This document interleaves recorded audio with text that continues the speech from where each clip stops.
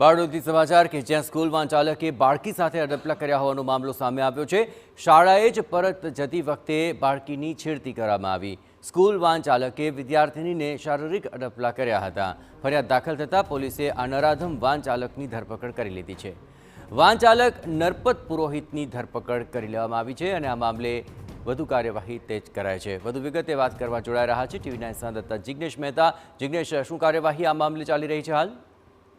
જી ચોક્કસ ઘટનાની વાત કરીએ તો સુરત જિલ્લામાં અવારનવાર સગીર બાળકીઓના અડપલા કરવાના કિસ્સા 2 દિવસમાં સતત સામે આવતા પોલીસ પણ ગંભીર થઈ છે અને જે રીતે ઘટના ગઈકાલે બની હતી કે બારડોલીની એક સ્કૂલમાં ભણતી 4 વર્ષીય બાળકીને પલસાણા તાલુકાના એક ગામમાં જ્યાં રહેતી હતી ત્યાં લઈ જતી સ્કૂલ વાહન ચાલકે જ એ બાળકીને આગલી સીટમાં બેસી શારીરિક અડપલા કરતા તેને પોતાના પરિવારજનને આખી ઘટના જણાવતા પોલીસ સ્ટેશન મામલો પહોંચ્યો હતો અને આખરે જે વાહન ચાલક છે તેની પોલીસે ધરપકડ કરી પોસ્કો ગુનો એક્ટ કરી ગુનો દાખલ કરી વધુ તપાસ હાથ ધરવામાં આવી છે। હાલ તો બિલકુલ જિગ્નેશ, તમામ ગતિવિધિઓ પર આપ નજર રાખતા રહેજો। તો હવે વાહન ચાલકની થઈ છે ધરપકડ અને તેમના વિરુદ્ધ હવે કાયદેકીય કાર્યવાહી પણ શરૂ કરાય છે।